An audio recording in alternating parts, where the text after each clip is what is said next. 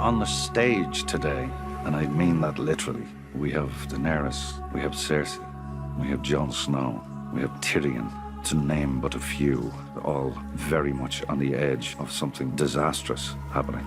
The mood is somber. It's, you know, world leaders uniting and disagreeing about how the world should be run. It can go south very quickly, and that's the brilliant part of the sequence, because you know how quickly things can turn on this show. It's a potential powder keg. So no matter what's happening, no matter who's meeting who, the potential for things to completely explode is always there.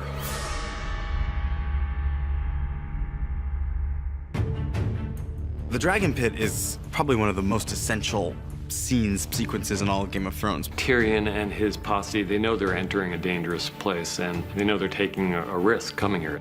You have 60 plus hours at this point of main characters who you are really invested in. And it's enjoyable to put people together who haven't been together before and see how they would react to each other. It's people becoming aware of the smallness, I think, in their nature. No matter how much they fight each other, there's a bigger threat to life than just who's on the throne. You can say to anyone, you know, this disease is coming.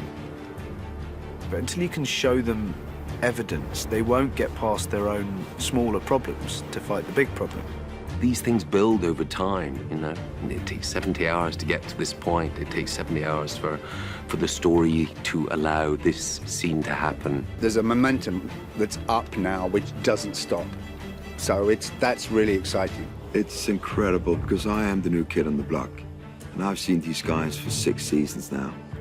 And then all of a sudden being part of the scene. I think this is going to be one of the scenes of this season. The Dragon Pit epitomizes the central challenge of season 7, where we have, I don't know, a dozen of our principal characters all in the same place, many of whom haven't seen each other since a very dramatic incident years before between them. So that scene was incredibly tricky to write and incredibly tricky to film. You want to be able to service all of these characters, and that was tremendously fun to plot out. Conflicts between people, friendships between people, which ones you wanted to highlight and which ones that you're gonna have to let fall by the wayside. You have, you know, it seems like dozens of little mini scenes. So we had to find great moments and character interactions and story for all of these characters. It was just so much fun to write for all these guys together. It kind of forced us to really explore what the different tonal variations were in those reunions. You know, it's trying to keep an eye on what they're all there for. I mean, they're all there for a reason, which is to discuss the possibility of an alliance and whether that's even possible with these people who have so many reasons for hating each other and so few reasons for trusting each other. Welcome, my lords. For Pod to see Tyrion, I mean, that guy was the most important person in the world to him. He was the only person who'd given him a chance. I'm glad you're alive. There's something very sweet in it. And amongst all the big stuff, the small stuff still happens as well, and that's what adds to the texture of the show, I think. That stuff's never forgotten about. What's in there? Fuck off. There's a really wonderful moment where Brienne spies the Hound. And she realizes that she has to sort of apologize, maybe for nearly killing him, maybe. But she also brings to him the news that she knows he wants to hear, that Arya is alive and Arya's home.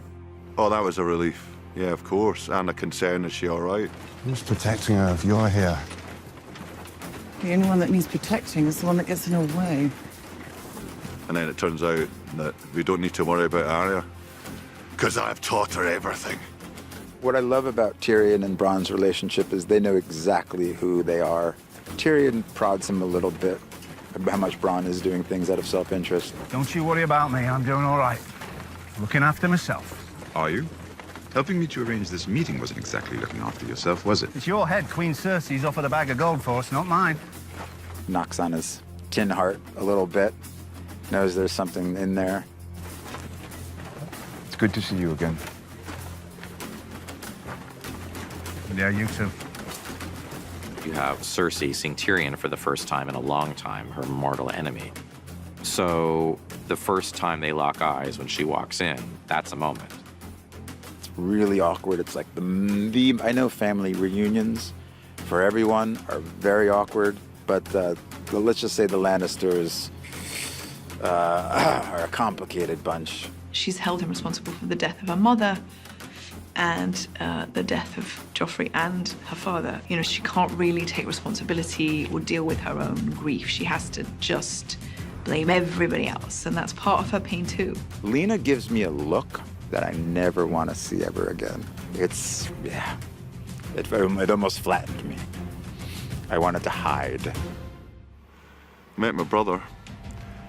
That was good. I had a standoff with him, which was great fun. That was great. Ignoring a very serious situation, the Hound just goes straight to him and goes, basically, you and me, pal, we haven't finished. You're getting it. There's a non-verbal 4 or 5 second thing between Cersei, Jaime, and Brienne. That's not even a line of dialogue. It's just a little mini scene built out of looks. It's sort of like one of the worst things that happens to you at school. I think it's Brienne's idea of absolute abject hell. Fighting the Hound wasn't abject hell, but a moment of having to deal with Jaime and Cersei is the most excruciating thing that could possibly happen to Brienne. She arrives with the Mountain and Jaime and like you say, the Kingsguard, and she's, you know, pretty fierce. And then she realizes that Dany isn't here, and that pisses her off, obviously. And then, of course, Dany arrives on Dragon. You know, I take Fashionably Late to brand new heights.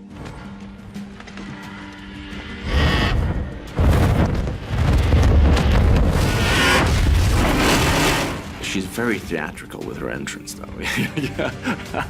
It's kind of funny that you go, wow, she really has to show off her power, but fair enough. And she tries desperately to not be impressed by that arrival, and everyone else, obviously, as you would, is standing up in awe of this. And then, you know, in walks this young beauty of a queen, and she's immediately beyond frustrated on many levels. We've been here for some time. My apologies. And then all she gets from Dany is apologies, you know, and that then drives her in the scene. She can't bear it. We have something to show you.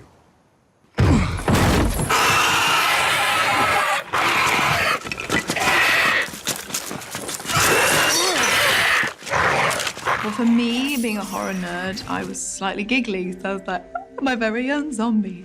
She has never, ever seen anything like this before. And this is a creature that defies her.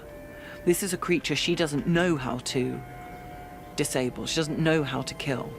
This is something else. Daenerys has seen it and she's aware of it and it's frightening, but she is just watching Cersei. Like, she just needs to know that this has affected her. You know, she's always had that notion of creatures like this, that they don't exist and it's nonsense. And so I think when he's there, she's back as a kid, just, you know, realizing everything her grandma, her nannies told her was real. She's staring into a face that she never thought existed. For Jaime, this is like definite proof that there is no choice. Clearly, this thing, we have to deal with this, and he believes them all. He believes his brother, but he also believes Daenerys and Jon Snow when they say that they saw 100,000 of these beings. That's where his head is.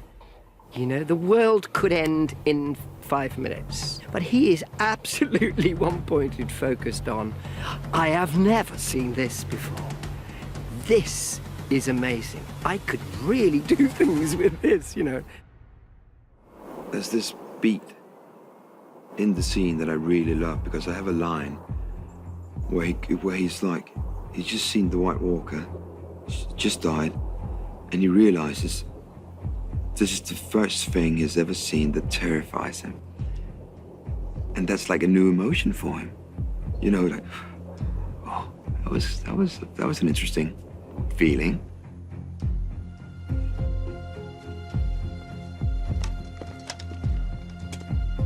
I'm going back to my island. You should go back to yours. When winter's over, we'll be the only ones left alive.